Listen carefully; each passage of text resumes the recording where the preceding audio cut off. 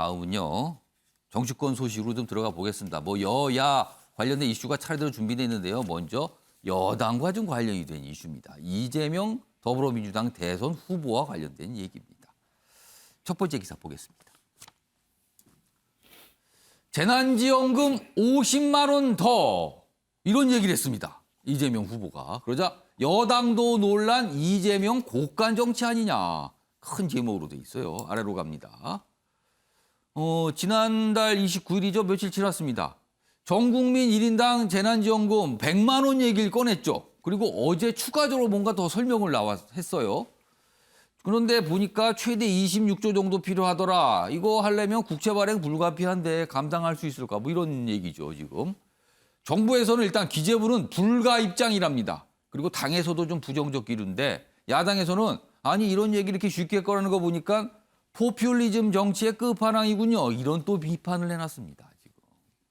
뭐 이런 상황이에요. 자, 그럼요. 우선 지난 29일 이재명 후보가 이 재난지원금 관련된 얘기를 좀 처음으로 꺼냈거든요. 29일 날 얘기를 꺼내고 어제 한 가지 행사가 있었는데 거기서 기자들의 질문을 받고 추가적으로 구체적으로 얘기합니다. 화면 보시죠.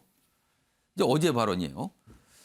자, 국민 1인당 최하 30만 원에서 50만 원 정도로, 그러니까 최대 50만 원이에요. 그러니까 지금까지 지급된 게 50만 원 조금 안 되는데 50만 원 지급되면 100만 원 가까이 되는 겁니다. 그럼 처음에 그랬던 100만 원이 차는 거죠. 이런 얘기를 꺼냈어요. 30에서 50만 원. 다음 보겠습니다.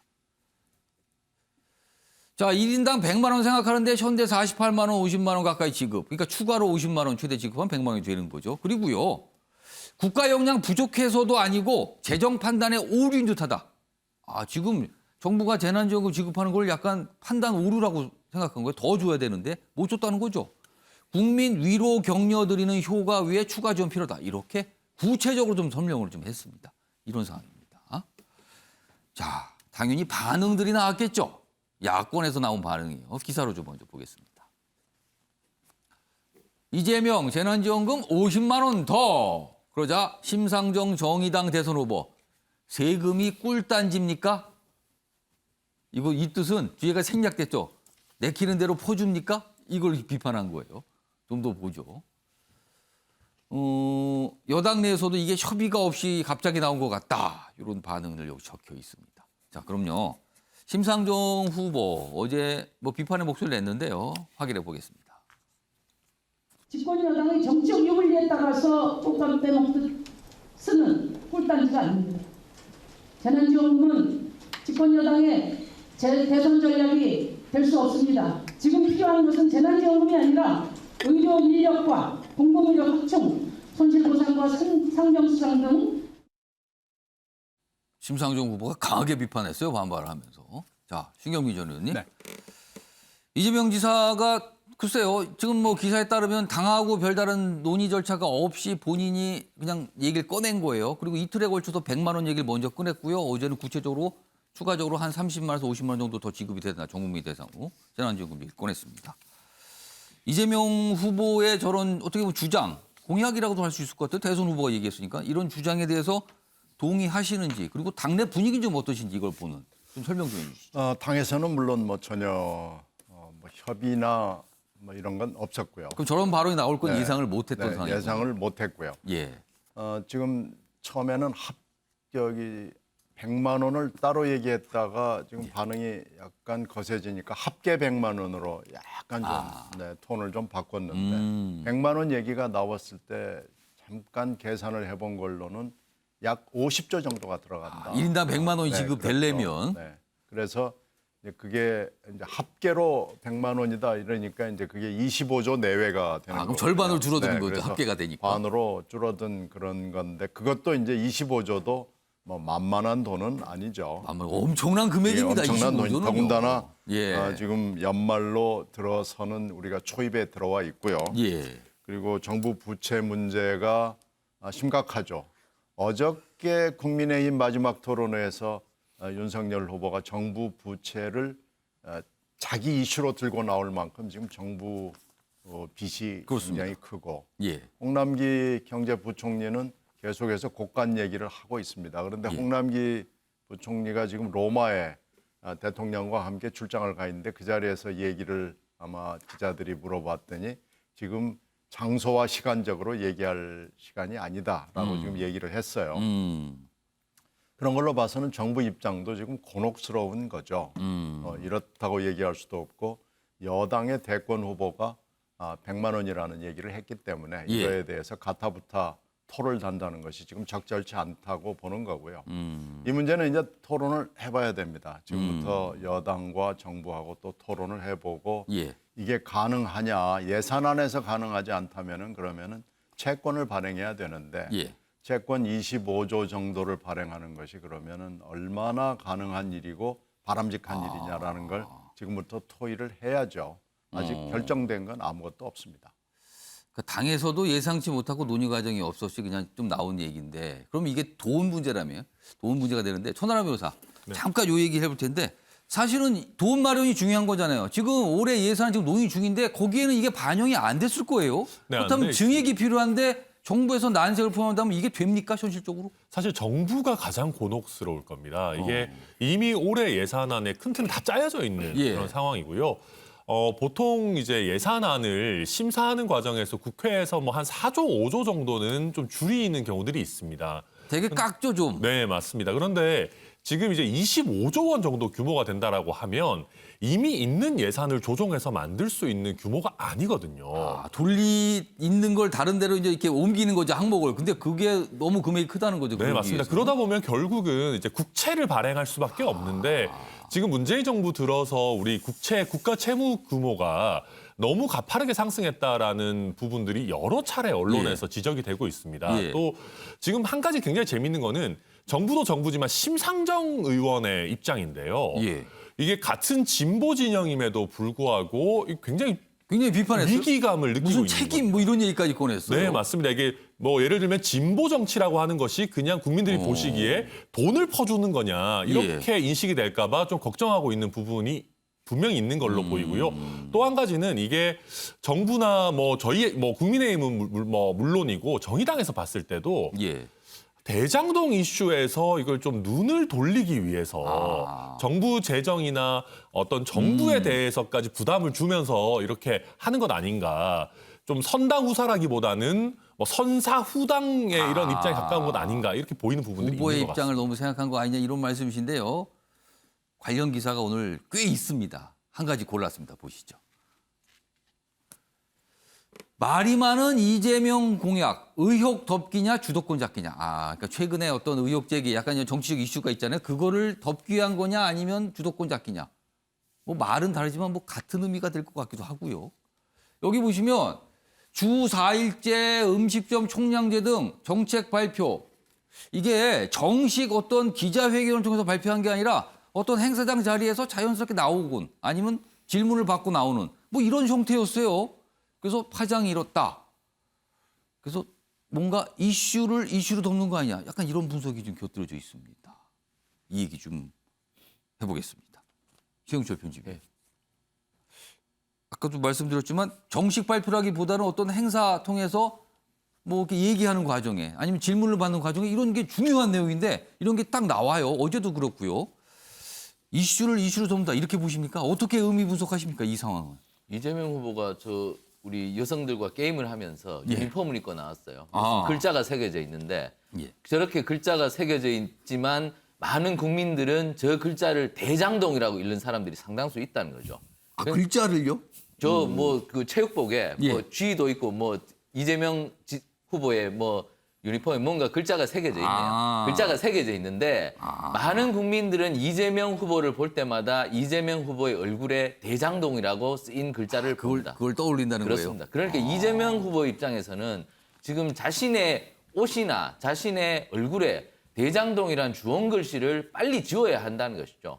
그렇기 때문에 그 주원 글씨를 지우기 위해서 전국에 용하다는 의사분들을 좀 모셔야 되는데 그러다 보니까 그 모색하는 과정에서 좀 강도 높은 정책들을 사용하고 있다는 것이죠. 주 4일제, 그리고 음식점 총량제, 예. 그리고 재난지원금 얘기. 재난지원금을 다시 들고 나온 이유는 바로 그러한 고강도 민생 이슈를 다시 들고 와서 대장동을 희석시켜 보겠다는 그런 의도로 풀이되는데 그 이슈가 너무 황당한 것들이 많아서 제가 볼 때는 그 이슈는 사채를 끌어다 쓰는 것이다.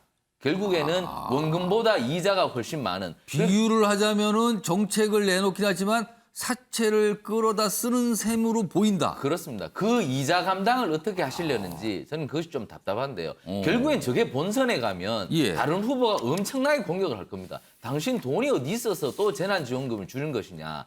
그리고 지금 기업들이 전부 어려워 죽겠는데 주 4일째 하면 기업들을 어떻게 살려는 것이냐. 그리고 음식점 총량제 하면 그러면 가게 열 자유도 없다는 말이냐. 이러한 뒷감당들을 못할 가능성이 높은데 예. 그러한 것들을 감수하고서라도 저런 무리한 정책들을 끌어오는 것은 역시 주홍글씨를 대장동이라는 것을 지우기 위함이다. 그런데 급한 김에 바늘을 갖다가 바늘 허리에다가 꿰고 할 수는 없지 않습니까? 이재명 후보가 저런 것은 너무 급조한 것이 앞으로 뒷감당이 어려울 것이다. 그렇기 때문에 조금 급조된 정책은 결국엔 실패하기 때문에 이재명 후보가 정책을 말씀하실 때는 좀 신중하였으면 하는 것이 뭐 많은 국민들의 바람일 겁니다. 최근에 제기한 정책 중에 약간 규제를 보이는 것도 있지만 주 4일제하고 전국민 재난지원금 추가 지급은요. 최영철 편집위원 뭔가 주는 거잖아요. 근데 이런 식으로 뭔가를 국민들 전체에 주는 거 과거 선거 때 통했다 이런 평가 받고 있거든요. 그럼 이번에도 이재명 후보 입장에서는 통한다. 선거를 앞두고 이렇게 생각할 수 있을까요? 뭐 그렇게 이재명 후보는 지사를 해봤고 시장을 해봤기 때문에 베풀면 좋아한다는 것을 알죠. 그러니까 얼마나 많이 베풀수록 반응이 금방 오고 예. 사실 전 국민 재난지원금 할 때 그리고 대통령께서도 받지 않고 기부를 하시지 않습니까? 근데 대통령께서 여러 번 얘기하셨습니다. 아마 기부 많을 거야. 전부 받지 않을 거야. 하지만 기부가 거의 없었습니다. 그렇게 많지 않았어요. 1%, 2% 있었는가요? 예. 이재명 후보는 아는 겁니다. 주면 좋아한다는 것을 아는 것이죠. 국민들은 주면을 좋아하는 것을 알기 때문에 근데 내가 이런 공약이나 정책에 야당이 반대하면 이거 야당은 어떻게 되는 겁니까 그러면? 그러니까 야당이 오히려 곤혹스러울 것이다. 이렇게 이재명 후보는 계산을 하는 것이죠. 그러나 이재명 후보는 이제 대통령이 되려는 사람입니다. 예. 지사도 아니고 시장도 아니고 국정 전반을 총괄하는 그러한 위치에 오르는 것인데 그렇다면 국민들이 좋아하는 것 무조건 다 해줄 것이냐? 그런 건 아니겠죠. 국가의 미래를 위해서 국익을 위해서 판단해야 하고 절제해야 될 것도 있다는 것인데 그러한 절제가 좀 부족한 것이 아닌가 저는 이렇게 대선 후보다 그걸 좀 명심하셔야 되는 거 아니냐. 그래서 심상정 후보가 책임 얘기를 그래서 꺼낸 거군요. 책임 얘기를 언급을 한 거는. 자, 윤경우 의원님. 어제 이 전국민 대상 재난지원금 얘기를 꺼내면서 구체적인 뭐 액수도 얘기하면서 이재명 후보가 한 얘기 중에 우리나라 지금 재난지원금 이렇게 지급되는 거 보면 GDP 대비 한 1.3%로 굉장히 적다. 다른 나라에 비해서. 그리고 재정 판단의 오류다. 뭐 이런 얘기를 했어요. 이 분석에 동의하십니까? 글쎄 동의한다, 뭐 틀렸다 맞다 이런 예. 개념보다 이 재정 판단이라는 말이 사실 예. 아까 홍남기 부총리 언급이 잠깐 됐잖아요. 국간직위는 이런 얘기가 나오면 끝까지 안 된다고 반대하는 거죠. 예. 그러나 정치권에서는 오히려 반대로 더 풀어야 된다라는 주장을 할 수밖에 없는 거고요.